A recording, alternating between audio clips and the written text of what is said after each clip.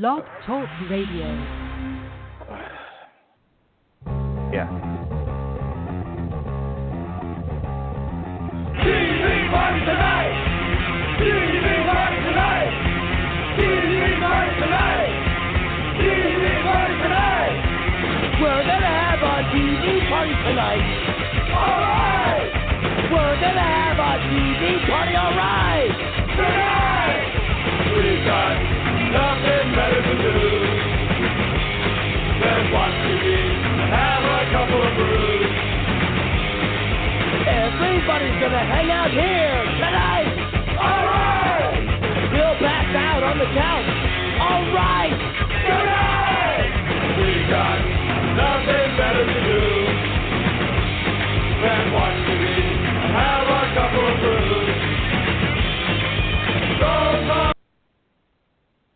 Don't talk about anything else. We don't want to know. We're gonna miss our favorite shows. And tonight our favorite show is, I hit the button a little early there. Sorry, folks. Not like anyone cares. This is TV Party Tonight, and the show we are gathered around the set to view is the Netflix documentary series in 3 parts. 5 Came Back.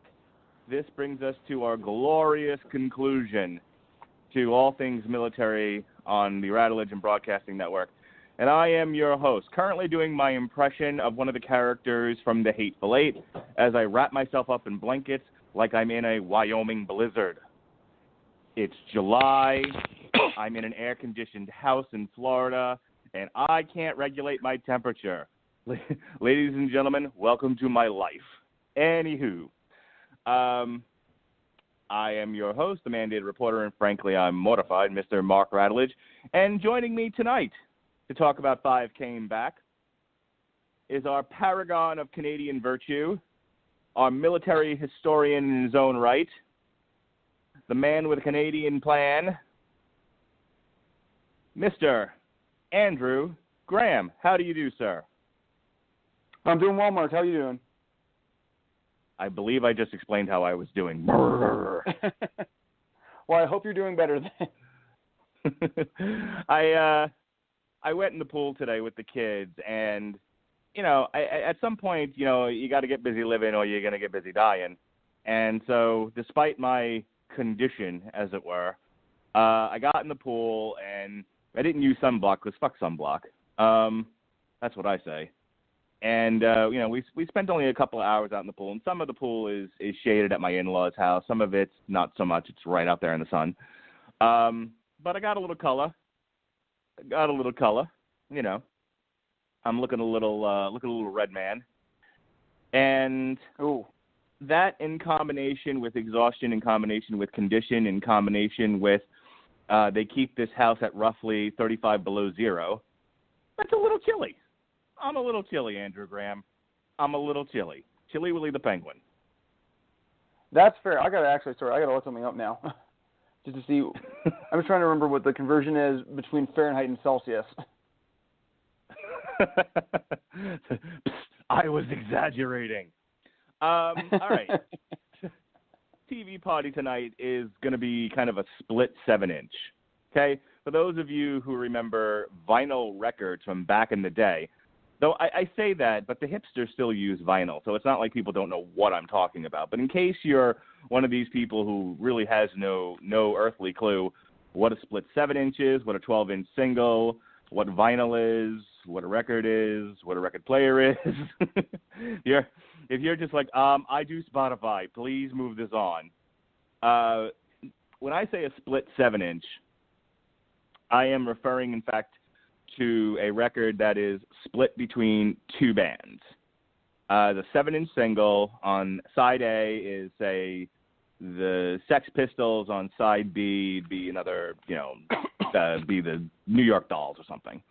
In any case, we're going to do sort of a split 7-inch tonight as TV Party and Because You Made Me are going to merge tracks and become Devastator.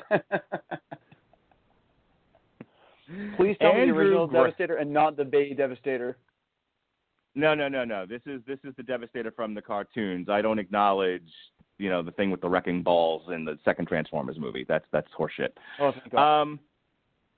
So I'm about to turn this podcast over to the paragon of Canadian virtue in just a moment, but Andrew Graham, he came to me a little ways back when we did Romans Week here on the Rattledge and Broadcasting Network, and he said, Rattledge, we need to do a documentary series on Netflix, and immediately my eyes glazed over.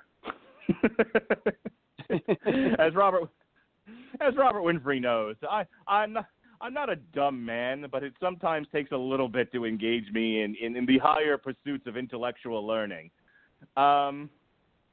And 41, I just don't feel like changing. Anyway, change. Andrew Graham said, hey, there's a great series on Netflix. It's called Five Came Back. And I knew that we were going to be reviewing Dunkirk, and I said, why don't we, the week that we review Dunkirk, have you back on?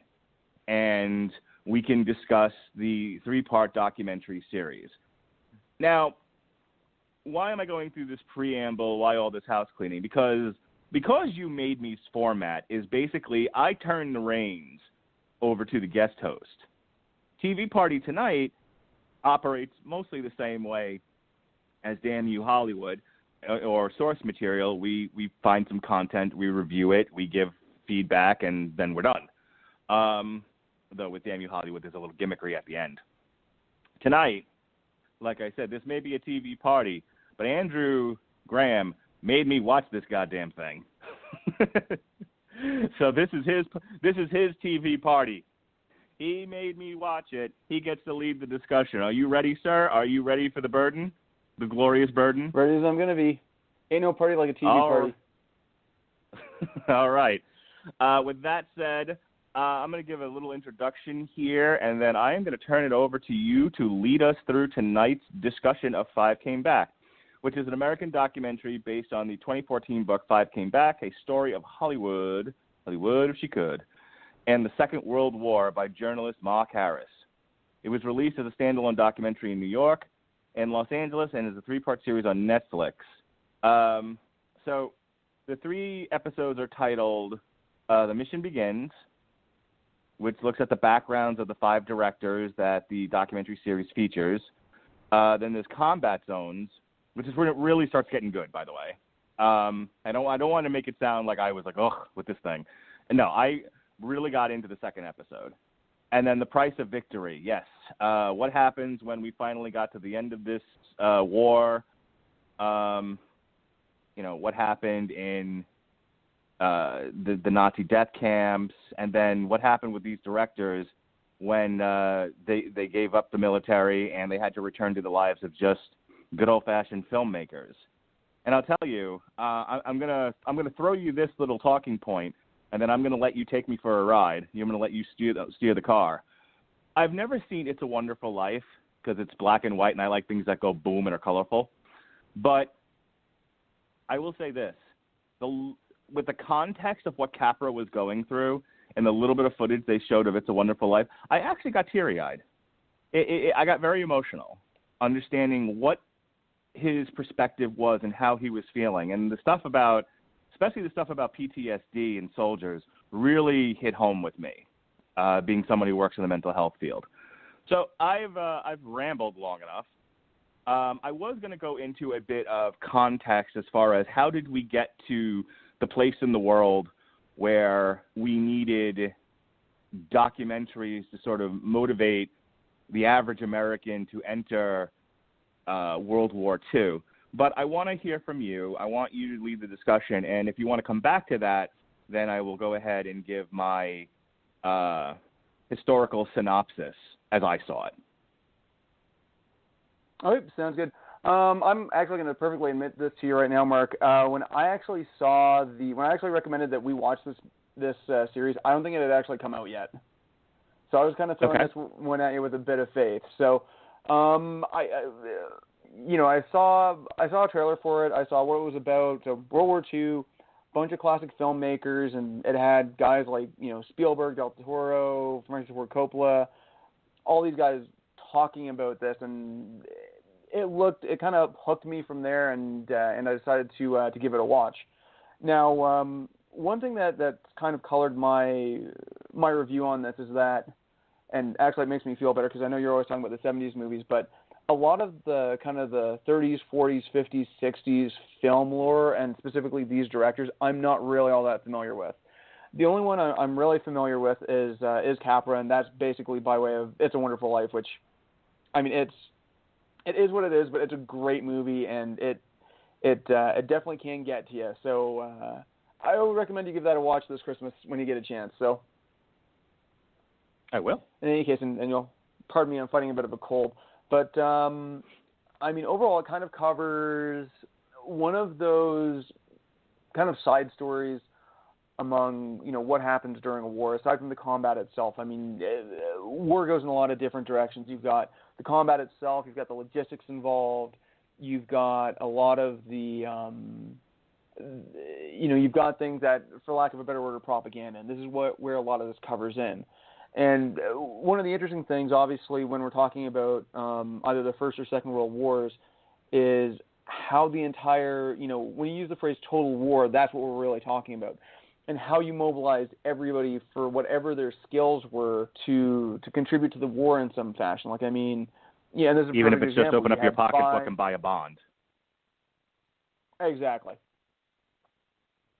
And this one's kind of interesting because I didn't realize until afterwards that, for those of you listening, they actually have, in concert with this being this documentary being released, they actually released, I think, almost all of the documentaries that were released at the same time. In fact, reading the Wikipedia, all of them actually are on there. So it's kind of interesting because you can see both, in kind of hardcore history terms, sorry, Dan Carlin, both the primary sources, which are these documentaries that they did, and then you've got the secondary source of this documentary talking about the documentaries, the filmmakers, how they came to be, their overall impact, that sort of thing.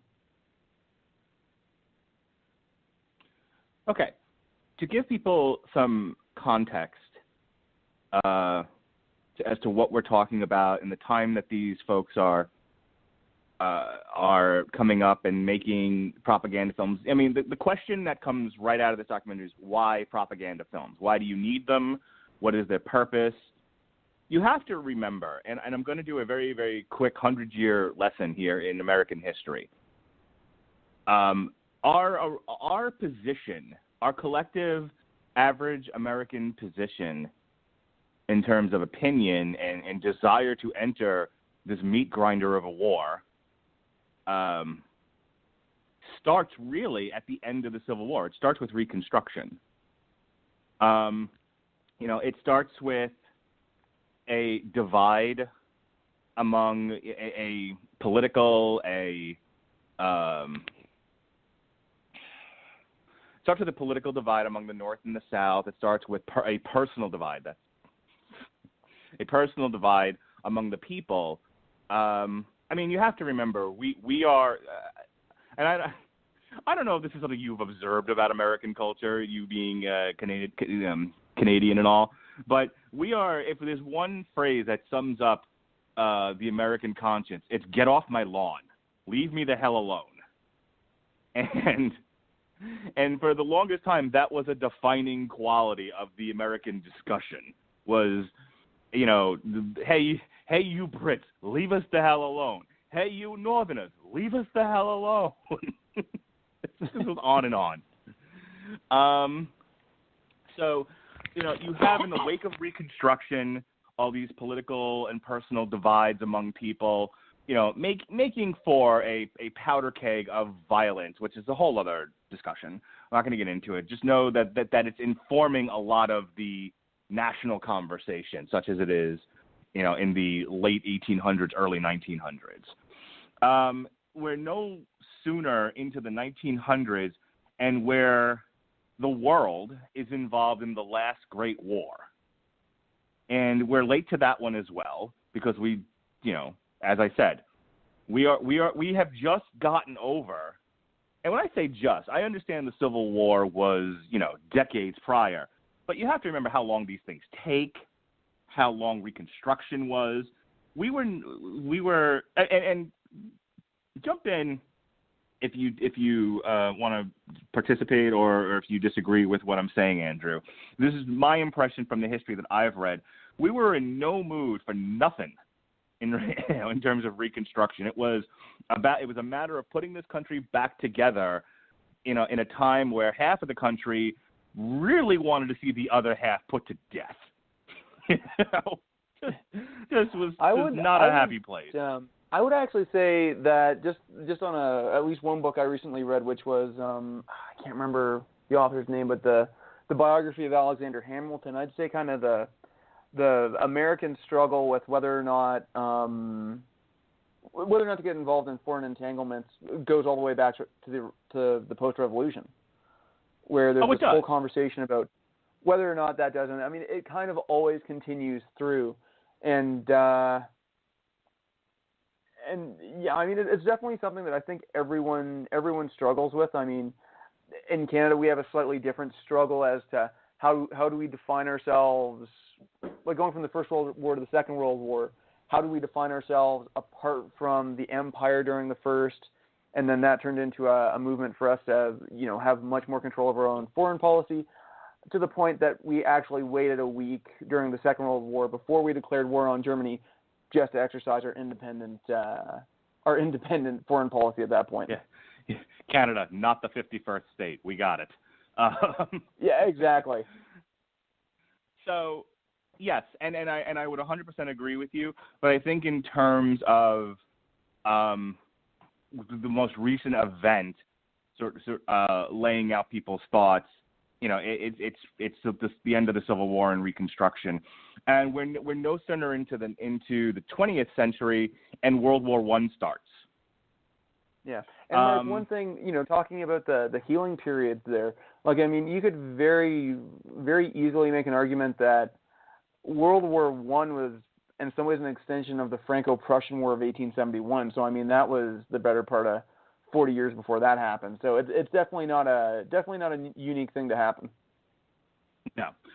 So, so the reason why I bring that up is it's definitely one of these examples of, if you're the average Kansas farmer and, or Ohio mine worker, Pittsburgh steelman, and you're looking at the situation going, why are we involved in a Franco-Prussian war going on over there? There's a whole reason we set this country up with an ocean in between us and that continent, because we did not want to deal with that sort of thing. And so again, you have to get over this mindset of the greater good versus this idea of get off my lawn, leave us the hell alone. And I'm using a lot of colloquialisms here because we do want to get to the documentary. But World War I ends. We have the Roaring '20s, the Jazz Age, the seeds of the drug war, which was a war on blacks and Hispanics. That's a story for another day. And no sooner does the Roaring '20s start, it ends with the Great Depression. And again, if you think about modern times now, with all this information, we have a lot of people who know nothing. They are inundated with social media, but they do not have facts, and they can be led to believe just about anything. And so imagine a world where you don't have those kinds of social connections, but there are people weaving an argument of, see what alchemy brought us our doom. We get involved in foreign entanglements. We have 5 minutes of prosperity, and boom, the whole thing goes apeshit. I mean, it's not really what happened, but you can definitely lead people to the idea of, had Woody had gone to the police, this would have never have happened. Love that cartoon. In any case, the Great Depression goes and goes and goes, and then eventually we enter into World War II. But I wanted to set all that up and very, very colloquially and very quickly so that people would understand why the military would need to convince people who've just been through Reconstruction, World War I, the Roaring '20s, the drug war, as an A and B to that, the Great Depression, why they would need to be convinced, hey, make the noble sacrifice, be the greatest generation, go to Europe. Go to Europe and fight the good fight. Fight the Nazis. Or go to Japan and, fight the Japs. Or go to Africa and fight the Italians. So you would absolutely need film speaks to the masses to convince people that this is in fact a noble cause. And I am reminded of a line from the documentary, which then reminded me of Lord of the Rings, because of course everything does. To paraphrase Samwise Gamgee, civilization is a good thing and it's worth fighting for. And it's such a weird thing, and I'm going to shut up here and let you respond and take back the conversation. But it's such a weird thing that you have to remind people of that. Civilization is good, and it's worth fighting for. Why there's such a strong resistance from the get-off-my-lawn people to that idea is something I haven't really thought about, but it makes me scratch what's left of the hair on my head. There's another side to this, and I think I'm not sure if you've ever heard this phrase before in terms of foreign policy. Have you ever heard the phrase "a fireproof house"? Why don't you explain it? It was actually I always thought it was more general, but it was actually a Canadian senator that came up with it. Raoul Dandurand, who I believe was French Canadian.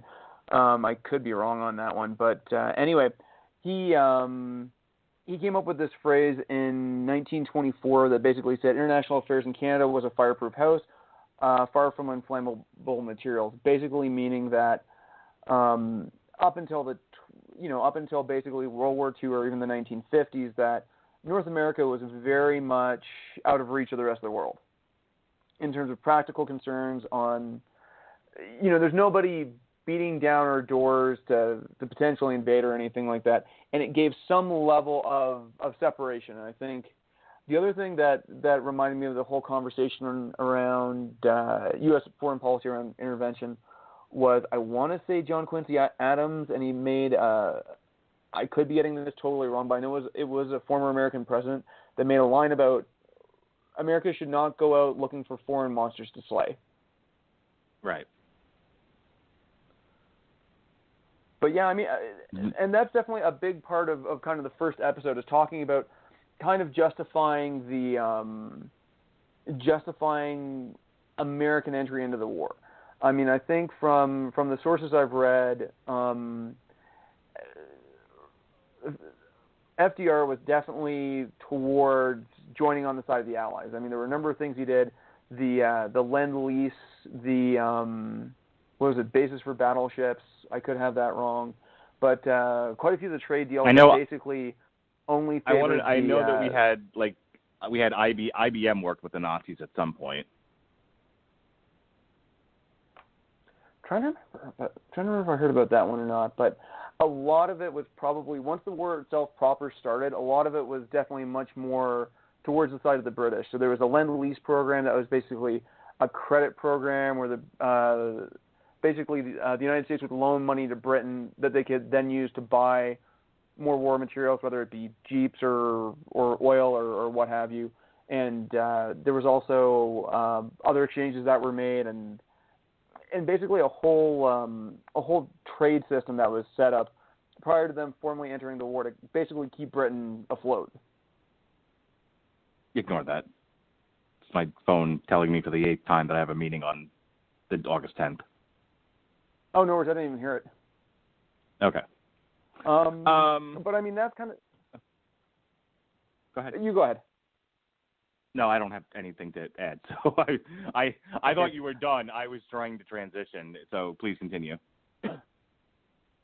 I think the other thing that maybe in the first episode of this, and I actually have this on in the background right now, is talking about the power of film at this time, either for good or ill.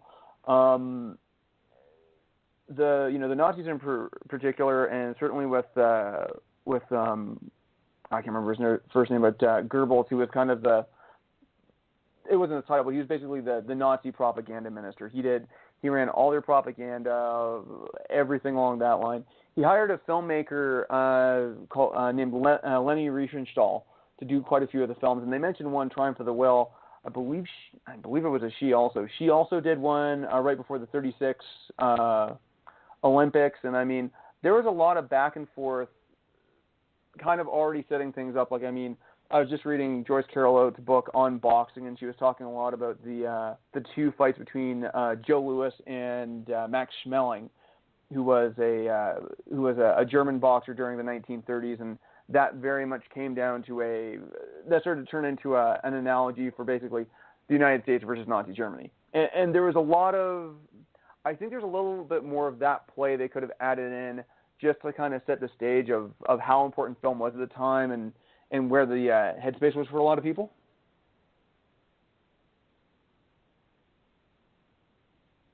Okay. In terms of structure of the first episode, there's a lot of information. A lot of information.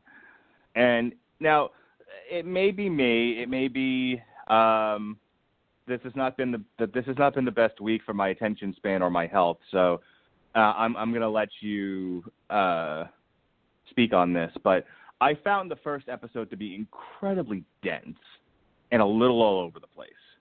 I had a hard time really digging into the first episode. They start with a lot of the material that these people are known for after the war, and then they go back, and then there's some explanation as to propaganda films, and it seemed a little scattered. The second and third episodes seem a lot tighter, but I will say this: the first episode just seemed like it was bombarding you with information. Like, I would agree with that. Go ahead. I was just about to say I would agree with that. Go ahead. This was not a movie I could have put on passively while I was, convalescing in the bed. I needed to take notes. This is a film series that needs to be taught as a class. Because there's so much information, and you can get very much lost in what the narrative is. Oh, agreed. I actually have episode 1 back on in the background right here, and I definitely found that too when I was getting ready to talk about this. It's like, wow, there was a lot of stuff covered in part 1 that I didn't really pick up on as much. And I mean, a lot of it actually was very specific to one of the filmmakers, George Stevens, who I think plays an increasingly large part down the line as far as things go. That said, I mean, they do hit some really interesting points as far as kind of what some of the filmmakers' work was before the war, how some of it was kind of implicitly pro-war, some of it was anti-war, some of it was a glorification. I'm just watching this one section right now on George Stevens' movie Gunga Din. But it definitely kind of spreads it around, and I mean, I think the other thing that I think affects it is where they cut the episodes as well, because to this they basically have pre-war, and then about, I'm going to say, the last 10 to 15 minutes, that's actually where you get into Pearl Harbor. That's where you get into Midway and how all these guys kind of end up where they are doing the jobs that they do during the war. And I think that little bit of pacing kind of made it a little bit hard to track as well. Agreed. Any burning desires or issues with the first episode that you want to get into? I mean, I think I kind of covered it just with, again, setting a little bit more context around how film was being used and things like that. And I mean, talking about Leni Riefenstahl for a second, like you watch those films that she made, and they are master propaganda pieces. They are, the best way I could describe it is that they literally look like the beginning of Return of the Jedi when you have the Imperial March going and the Emperor's coming out of the ship. Yeah. Which, if you are looking for a modern allusion to that, go watch The Force Awakens. Yeah, They pretty exactly. much looked at Nazi propaganda footage and went, this, shoot this. Oh yeah, and I mean, I think that's a lot of what they get into here is about how a lot of these directors and how, and obviously they talk a lot about the influence that they had on modern directors, and I mean that's kind of maybe we can stop and talk about that for a second because they picked some really interesting guys. I mean, obviously Spielberg, who has a very strong connection to World War II lore. His father fought in the war. You've got Paul Greengrass of the Bourne movies, and he did United 93, correct? He did that, and he did Captain Phillips. You've got Lawrence Kasdan. You've got, I believe it was Empire. You've got Francis Ford Coppola, the Godfather movies, Apocalypse Now, many other things like that. And Guillermo del Toro, of course, Hellboy, Pan's Labyrinth, which actually unto itself, I've never seen it, but I think that's actually also basically a World War II movie because it's alluding to the I believe the Spanish Civil War, or maybe just after that. And also this new movie, which, what is it called? The Shape of Water or something like that? Which makes me just say, and Comer, if you're out there, if you're listening to me, you can probably agree to this.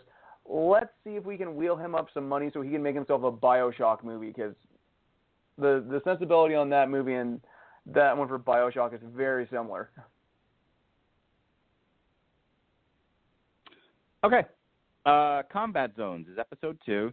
The directors learned their vision for the films is not always permissible by the U.S. government. Oh, this was by far one of my favorite things about this series. The idea of, I am a filmmaker. I am going to show you the thing, and then there's the studios going, nope. In this case, the government going, nope. No. We have a very specific thing we need you to show people, a very specific way we want you to do it. You're there you monkey, hold camera.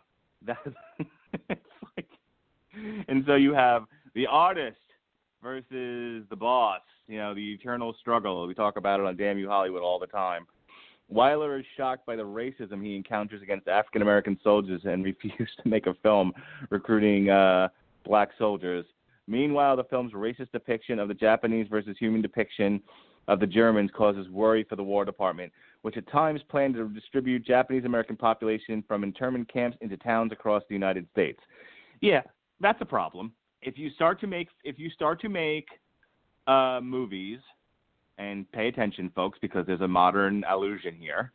If you make movies that makes a particular group of people in the world look like monsters, when those monsters, who are not really monsters, need to come here for saving, for humanity, this causes a problem with the people who live here, who you just made the argument that they're monsters, and so why would you do this?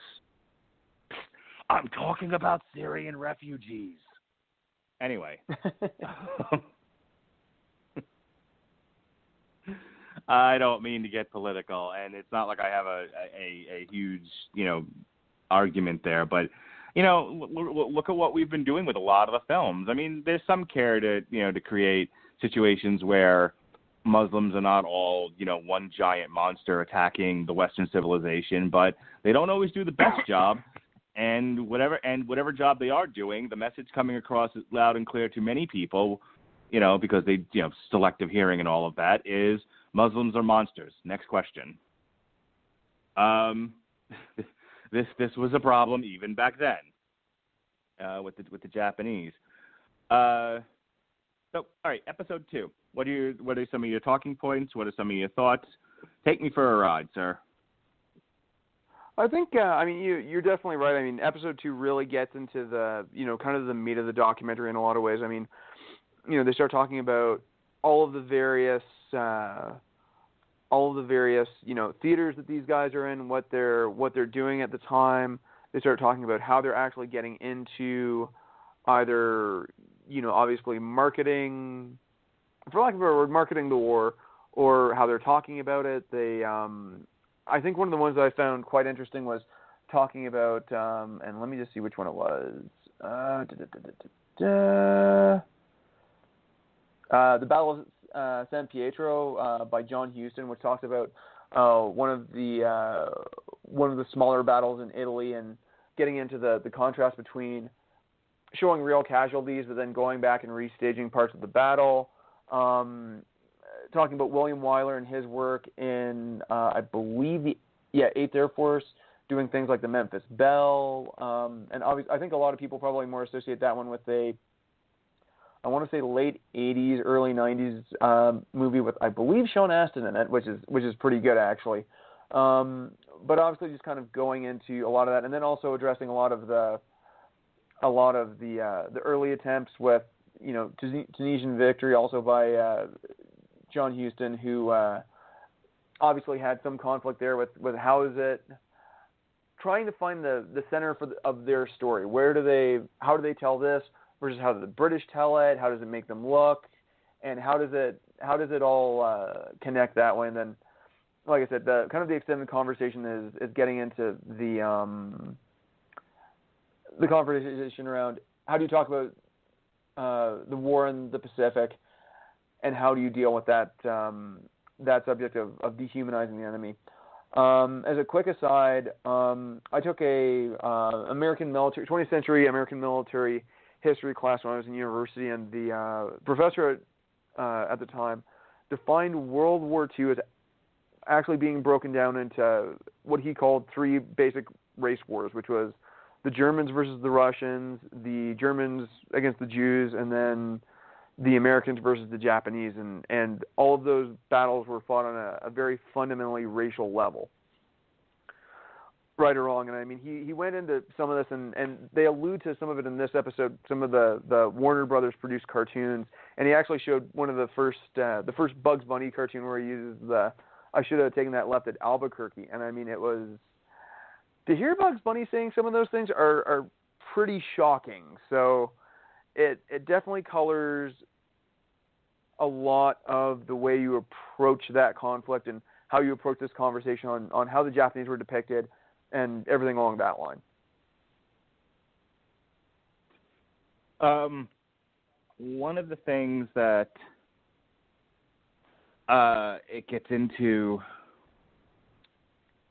and the summary alluded to it as well, is the different approaches the directors took with these films.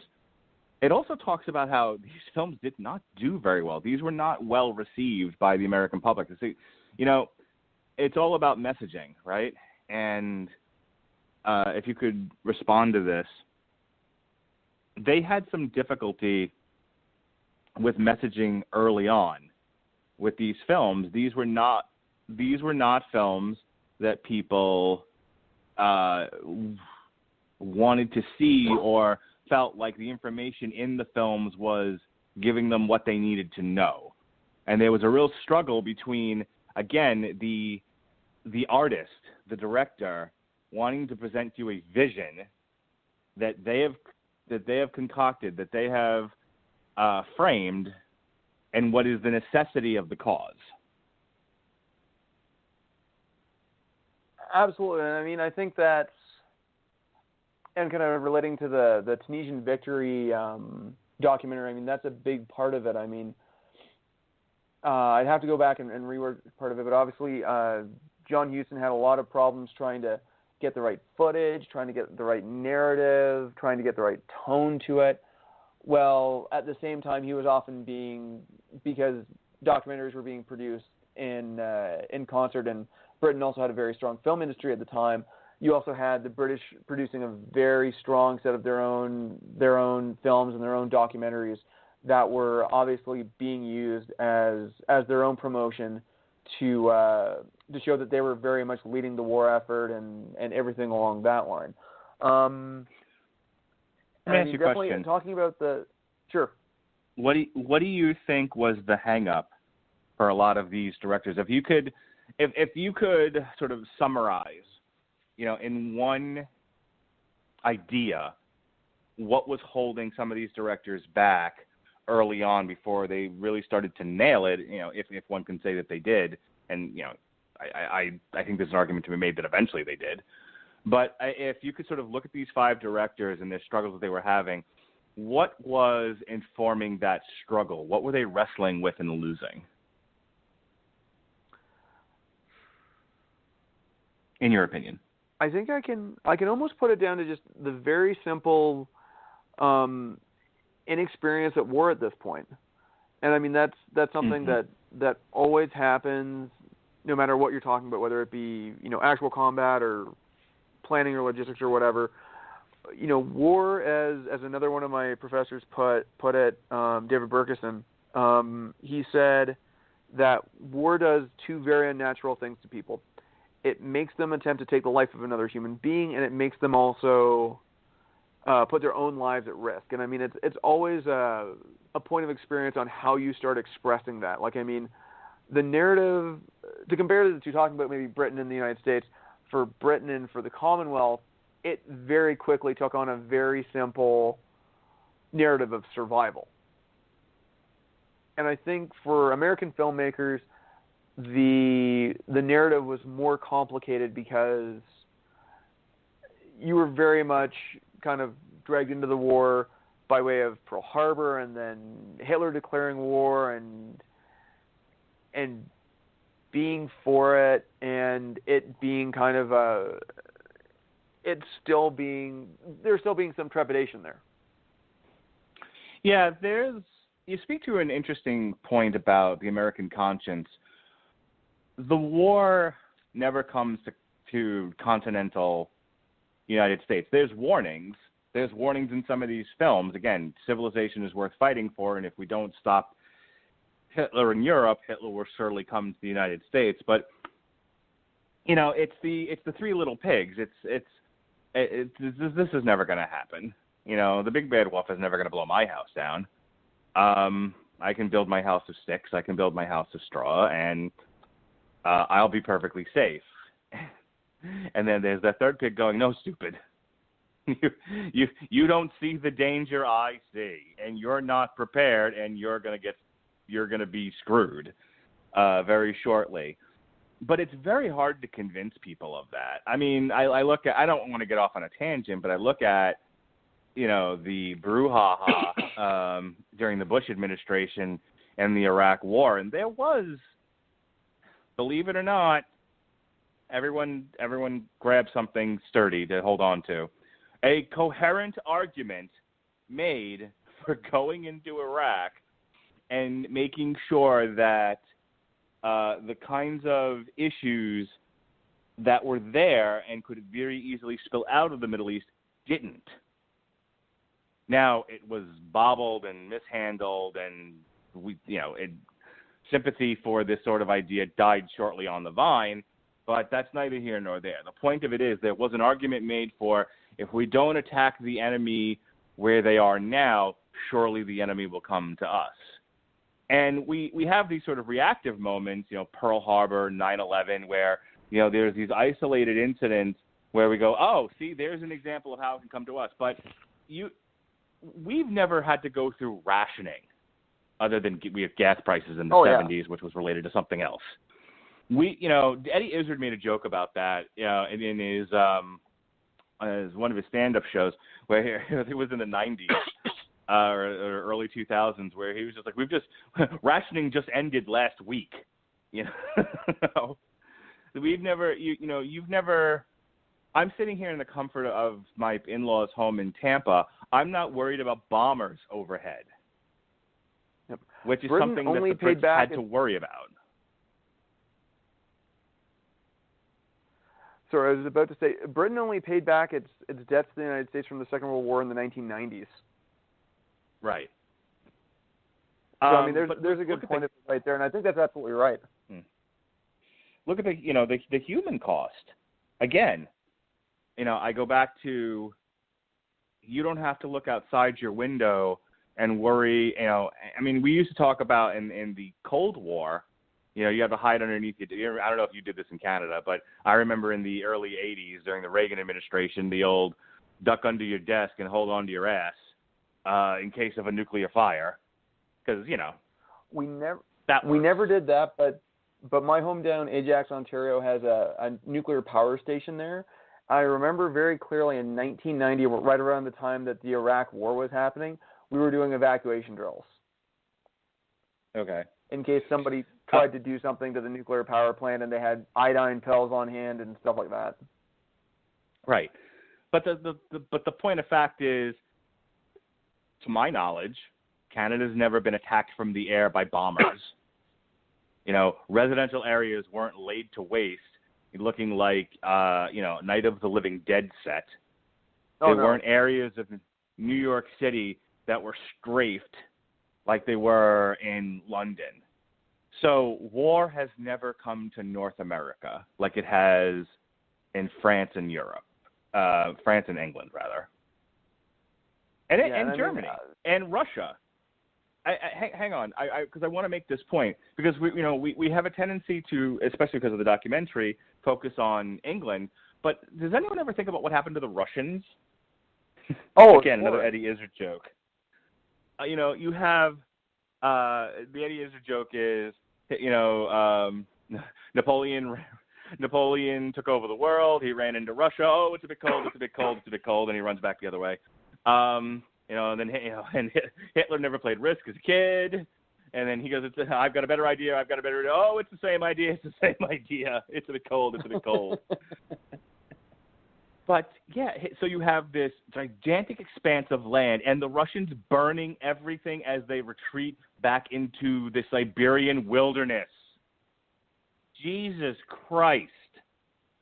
When I think when they looked at the totals of X amount of people died from the United States, X squared died from the Allies in Britain and France, and it's like X to the 10th power in in Russian deaths. It's ridiculous. There's a really good video on Vimeo called "The Fallen of World War II" that lays out exactly that, and it actually even brings it all the way out and puts in perspective of modern conflicts. I mean, your point on Russia is absolutely dead on. I mean, the Russian people have suffered more in the past 100 years than most others have. I mean, and the thing about their casualties in World War II is that there was a tremendously large amount of civilian casualties that the Germans just kind of inflicted for the hell of it on their way through to Russia. And I mean, it's very much a big part of the story of World War II. I believe there was a statistics I once heard, and I don't know if this is right, but 7 out of 8 German soldiers who died during the war died at Russian hands. Mm-hmm. Like people don't have the concept of they thought how big. They didn't think about they think about how big Normandy was and the Battle of Normandy, going to the Falaise Gap and Ardennes and everything like that. The scale there versus the scale on the Eastern Front dwarfed it just in terms of manpower. Like we're talking dozens of formations of armies battling each other. So it's something that not a lot of people can wrap their head around. All right. It's that time. Burning desires, things left unsaid, points you would wish you had made earlier. It's your part of the show. Go, go, go. I'm going to hit Episode up two really quick. One is going to be just talking about the Memphis Belle. I thought that was William Wyler's piece on the B-17 bomber. That one was really good, and I don't know how many people realize how dangerous flying the bombers were, either in the RAF or either in the RCAF or in the United States Army Air Corps.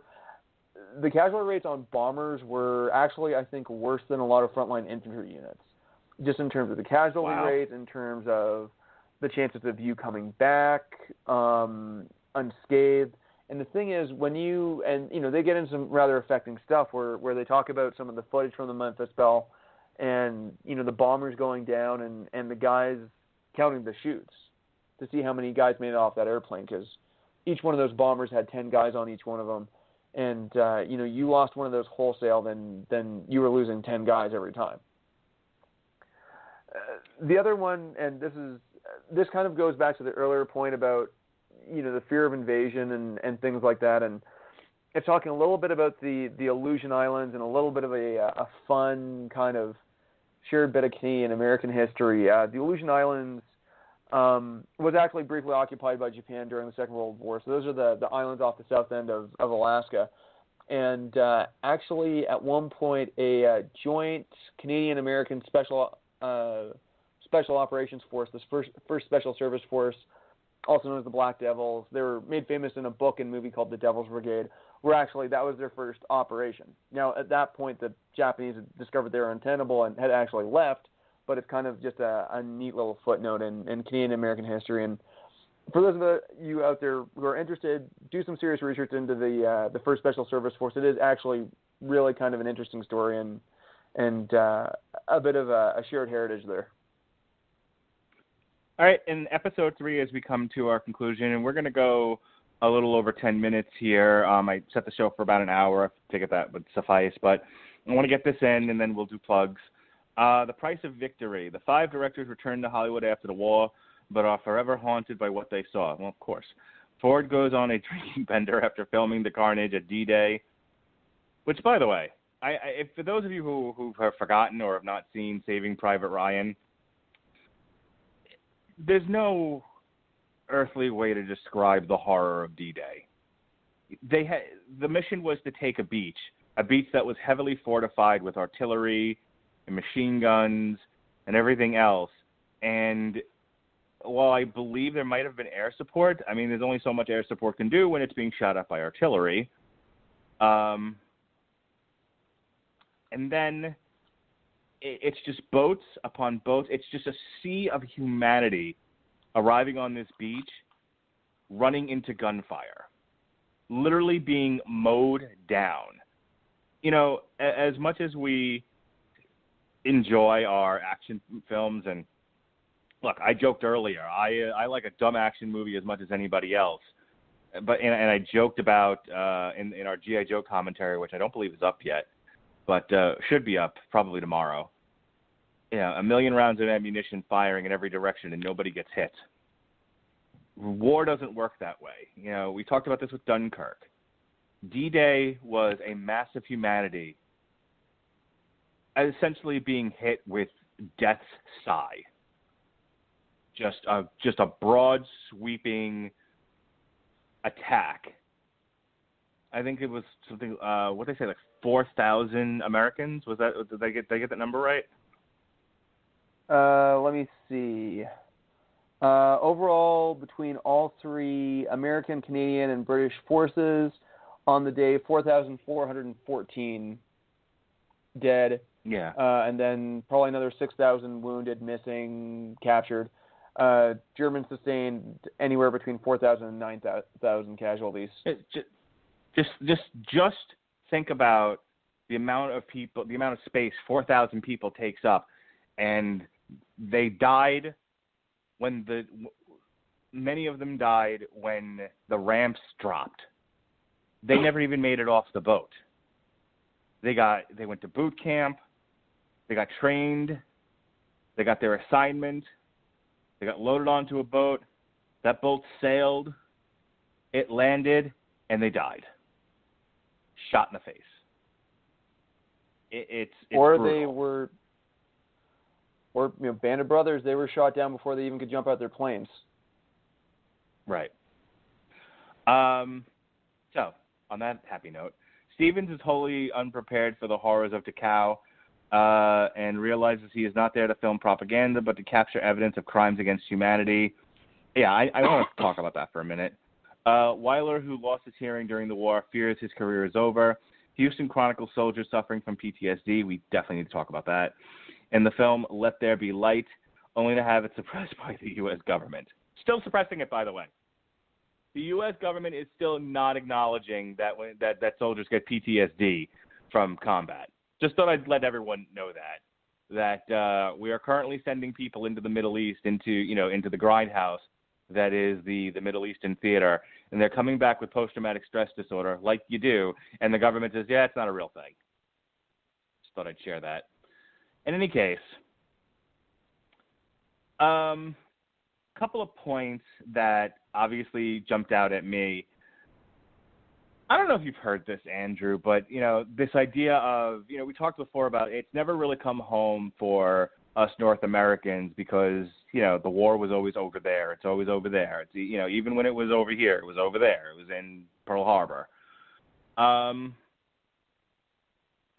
And I think for a lot of people, they didn't really know what was happening with the Nazi death camps. And when a lot of soldiers saw it for the first time, there was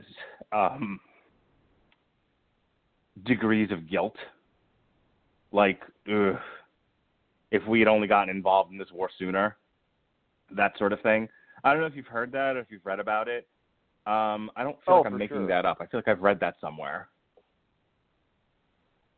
I think in a lot of cases it was shock, it was justification. There's been a lot of debate about who knew how much about what was going on there. I mean, the camps themselves were known in Germany pretty openly, but they didn't know what was going on there. So I mean, pre-war, and I think it might have actually been Dachau, but Dachau was a bit of a joke, a dark joke about, if you got out of line with the party, you'd be sent there for re-education or something like that. But they didn't have the concept of what the final solution was, how awful it was, and anything along that line. There has been a lot of debate about whether or not, if you knew enough about that, could you have sent more bombers to attack the rail lines? Could you have attacked the camps themselves? One of the stories I've come across recently was in a book called Rogue Heroes, which is about the founding of the SAS, and they actually were the ones who went to, I believe it was Bergen-Belsen, which was one of the concentration camps, and that's actually the one where only 2 or 3 weeks before Anne Frank had died. So I mean, obviously they weren't going there specifically to save Anne Frank, but that's something you put in context where if that poor girl had hung on a couple of more weeks, or if things had spread up a couple more weeks, she maybe could have lived. Right. And there's a number of books where they're Primo Levi's one I can think of, a couple others on my shelf I'm trying to see right now, but I mean there's a lot to be said, and I don't think there's ever words that are adequate to describe the horror of that. What did you think of the documentary's representation? The filmmakers' take on it. What are some of your thoughts regarding the Nazi concentration camps and the filmmakers? I mean, I believe it was Stevens, but I think the attitude that he took to it, and I think I think his approach was at the time correct. I mean, he took it upon himself to be a steward of the truth and a steward of record, a steward of history, and I think he came at the filming of the prisoners and the conditions from a very compassionate, very human point of view, and I think it's a credit to the man to see that. I mean, I don't know how you comprehend that. I mean, obviously, people today have seen some very heinous stuff done to other parts of humanity, but on scale alone, the concentration camps are just overwhelming. Look, I'm not a professional comedian, but people say I'm a kind of a funny guy, and I have made light of horrible, horrible things, including the Holocaust, as have many other Jews I know. But it's more of a how do you deal with this sort of thing? Comedy can sometimes be sort of a healing thing. I don't want to. I guess the point that I'm trying to drive home is I don't think it's above reproach in terms of nothing should be made. I mean, fucking Mel Gibson has made fun of the Holocaust. The Spanish Inquisition, just all kinds of terrible things that have happened to Jewish people, and Jewish people themselves have kidded about it. But in the same breath, never let it be forgotten that massive amounts of humanity were murdered. I mean, these were not soldiers being shot in a war. These were people being, worked to death and gassed, and there are stories, without getting too depressing, there were stories of people who they thought right up until the very end that they would be saved, and they weren't. Yeah. And it's there's time for comedy, but never let it be said that this wasn't one of the more horrifying events in the history of humanity. Yeah. Go ahead. I was going to say, it's interesting you actually brought up a kind of talking about the comedic response to learning of the Holocaust and things like that. And I mean, I actually just saw a trailer for this one a little while ago called The Last Laugh, which is specifically talking to and about the Holocaust with Jewish comedians and how a lot of that had ties of humor and how that was used as kind of a cultural coping mechanism and things along that line. Right. And there's been a when you look at something like The Producers by Mel Brooks, like there's something ripe for conversation. It's like, you have a very prominent Jewish comedian making a lot of fun of the Nazis. And there's that certain level of debate. Is it like, are you taking the piss out of them, to use a British term? Are you minimizing them? What's the question, and how do you react to that? The other thing I wanted to bring up, and then I'm going to turn it over to you for last words. So these fellows come home, and there's a film, that documents post-traumatic stress disorder. They show clips from it. The one guy who's, physically he's lost his hand, and these reactions to him, but he's the most well-adjusted of the three, and then you have the other two. one of which utters a line that was really resonant with me. And while I'm not comparing my situation to any of what was experienced in World War II, just the idea of, I've been dealing with this thing now for a while. Now I can't rest. I gotta go make money. I don't want to go off on a tangent, but I can't. But if I had a nickel for every time someone told me, "Hey, you have cancer. Why are you working?" and I've had to answer, because if I don't, we're gonna be fucking homeless. I don't know where the magical cancer tree with money is, but I haven't found it yet. So until then, yes, I have to work so long as I have energy in my body. And again, not necessarily saying the two situations are comparable, but the idea of, I've spent all these years fighting the Nazis, and now I got to come home, and it's like, well, you should rest. You've had a terrible go of things. It's like, I got to go make money. I'm like, yep, I know how you feel, bud. Then you have the other guy who, Steven Spielberg talks about him, sitting in the plane and, just not being able to let go of the war. We've, since World War II, we've had some movies that have run the gamut of emotions in terms of people coming back from war and not being able to adjust. We've got the modern ones that deal with guys coming back from Afghanistan and Iraq. In the 70s, we had guys coming back from Nam, like Rambo. That whole movie is about him, not being able to find his way, and being mistreated. It's just all these different interpretations of the same idea that people come back from these wars. And let's not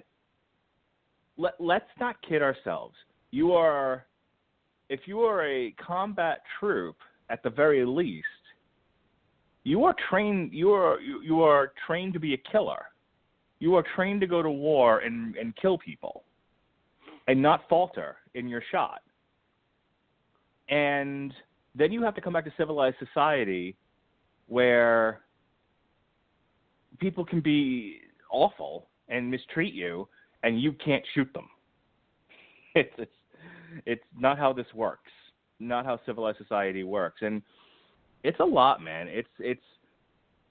I working in a county jail, we deal with a lot of vets, and many of them do some very terrible things trying to readjust to life here. I don't want to be negative, so I'm not going to talk about some of the things I've seen them do or seen them get charged with, but it's pretty heinous. Suffice it to say, many of them do a lot of drugs, and when they're able to talk to me about it, such as the opportunities for that sort of thing are allowed to happen, they say, like, I don't know what I'm supposed to do with myself.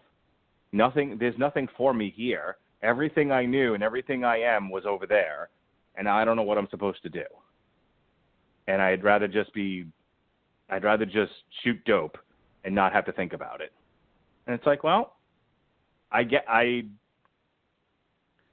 it's not for me to tell you that's a terrible decision, not one I agree with, but again, I didn't go over there. But I get it. I understand the perspective. The film itself looks interesting, and you could definitely see the director sort of expressing a lot of emotions and thoughts and psychology in this film, desperately needing to say these things because they're probably keeping him up at night. So those are some of my thoughts about part 3 here. Why don't you go ahead and give your some final thoughts, let things left unsaid, burning desires, etc. Well, I think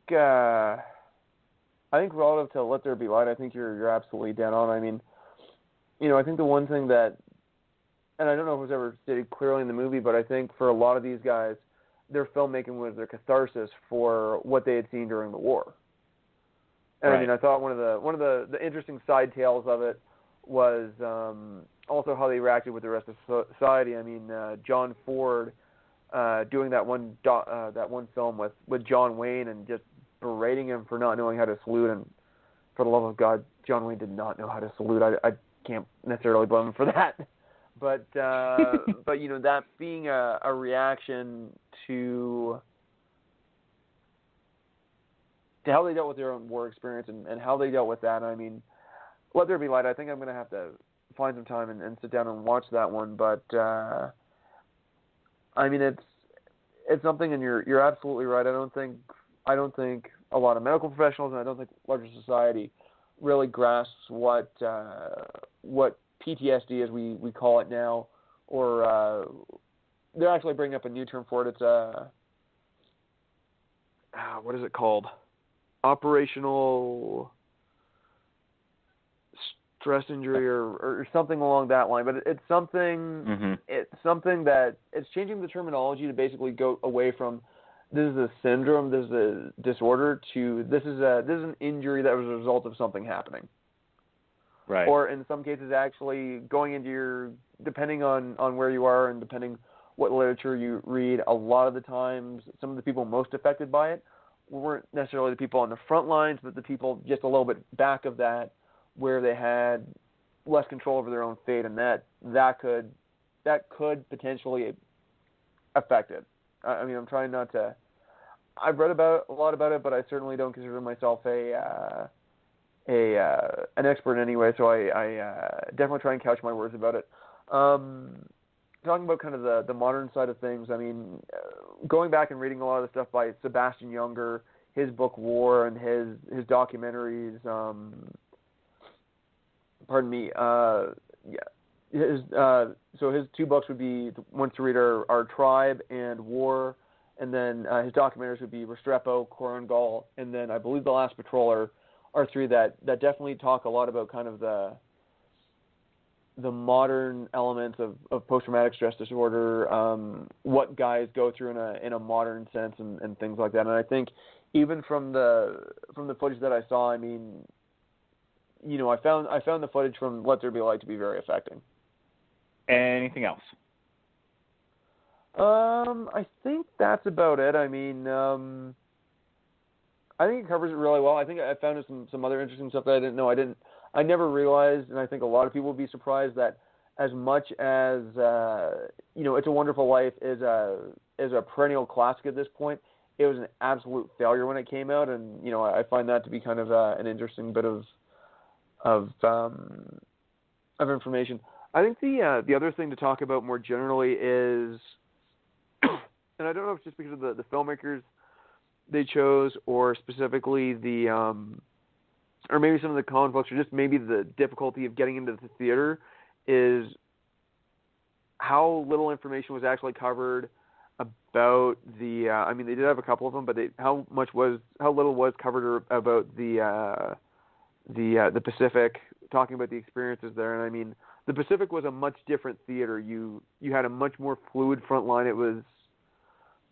And obviously you had the issues of inherent racism, and you had perceptions there, and the Pacific's a harder conflict to follow. And I mean, whether you do that via reading a book, or if you do that watching the HBO series The Pacific, you definitely get the sense that it is a little bit more of a disjointed story to tell, and I think in a lot of ways, once you read enough about it, you get the sense that it very much is. I think we're good ending it there. Yeah? Yeah, good. Okay. Well, I'll Andrew, if you get a chance. Was this everything you ever dreamed of and more? Yeah, I'll go with that. Andrew, I want to thank you for suggesting this to me. I said with my podcast this year that I wanted to spend some time being pushed out of my comfort zone, and it's not one, like I said, I would have necessarily sought after. It didn't have one of my 3 featured subject matters: drugs in the ghetto, wrestling, or whores. So it's but despite its lack of drugs in the ghetto, whores, and wrestling, I enjoyed this document. I learned a lot, and I enjoyed having this colloquial but intellectual conversation with you. You always bring a lot to the table, and I appreciate having you on. You'll have to let me know when you get another bright idea and you want to come back on and push me out of my comfort zone again. No, thank you very much, Mark. I've been a fan of what you guys have done for years, and I always thoroughly enjoy coming on and kind of talking about my own little boathouses that I kind of inhabit. I was actually going to ask you, when did we want to do The Crown? It's a great question. I started watching The Crown, and then I had to stop, and it was one of those ones where I was going to watch it with my wife, but she's terrible when it comes to television. So the longer than short of it is. Let me see. Well, you know what? There's an open space on the calendar, August 29th. August 29th. Let me check that one.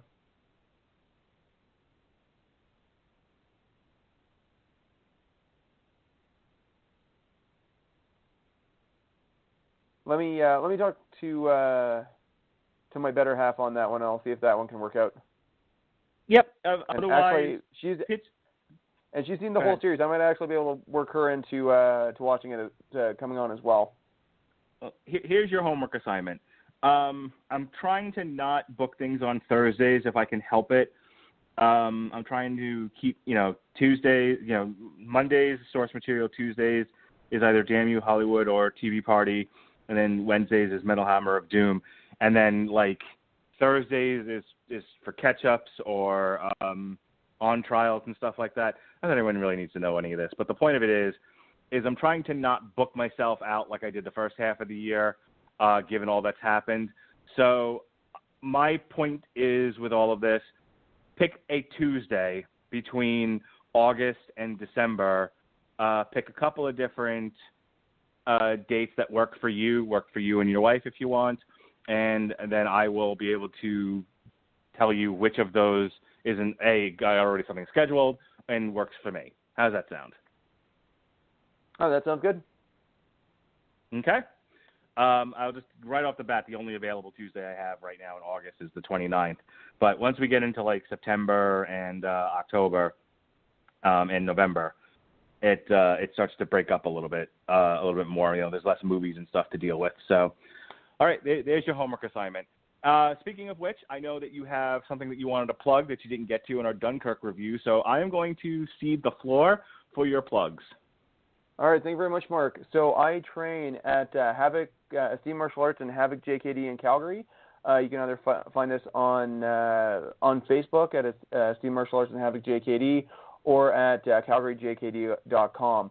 I train there with Sifu Jay Cooper, who is an absolutely phenomenal instructor, has a great deal of martial arts experience, both from the perspective of a martial artist and a longtime law enforcement officer.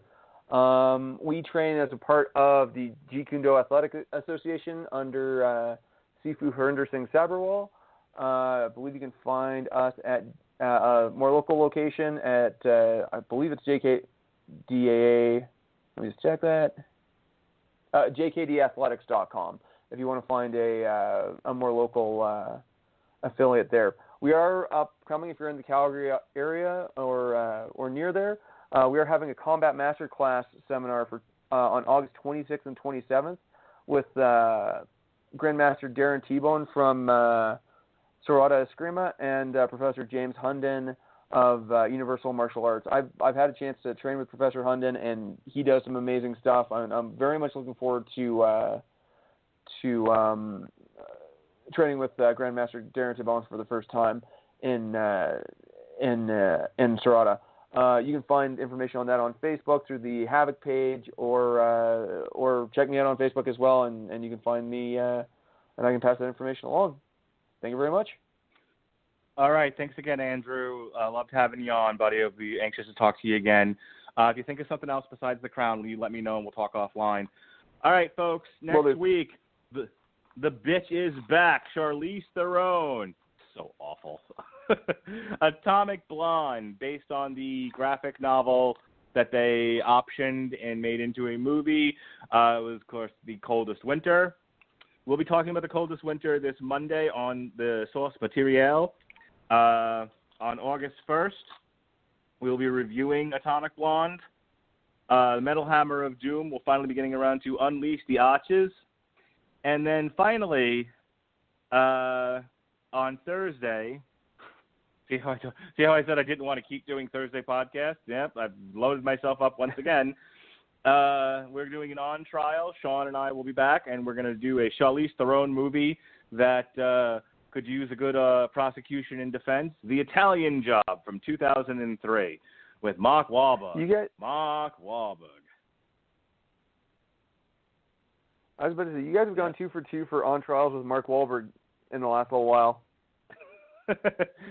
I'll tell you a secret. He's our special friend. No, I don't know. It's just, it just happened to go that way.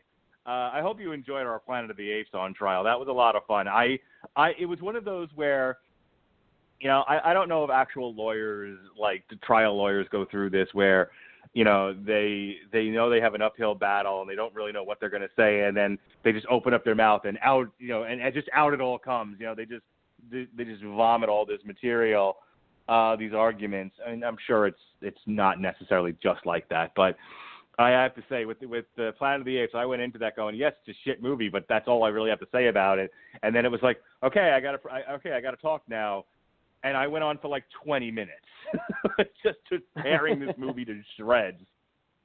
Totally impromptu, totally off the cuff, just no preparation. I mean, when back at the beginning of the year, we did Big Trouble in Little China, and I love that movie, so I really had to sit down and take notes and really deconstruct the movie in order to find things to pick on. And then, over the course of the year, just for one reason or another, I've been a little bit more off the cuff. And then, with Planet of the Apes, I was like, I didn't take notes or anything. It took me 2 tries to get through it. I fell asleep the first time.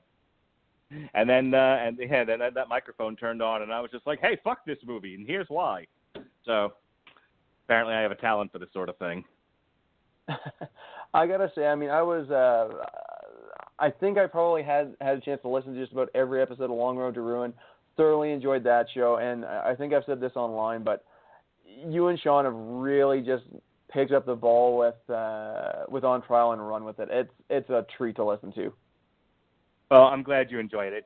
It's a much better format for our two personalities. We are both very strong personalities, and given the subject matter and our desire to talk,